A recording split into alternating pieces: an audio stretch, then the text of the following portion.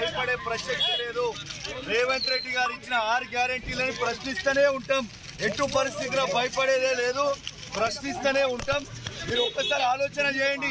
ఇలా అమ్ముడు పోయిన ఎమ్మెల్యేని అమ్ముడు పోయినామని అడిగితే కూడా ఇలా తీసుకొచ్చి అరెస్ట్ చేస్తారంటే ఎంత బాధాకరమో ఇది ఆలోచన చేయండి. ఇలా పండుగ పూట ఇలా అరెస్ట్ చేసి ఇంట లేకుండా చేయడం ఎంత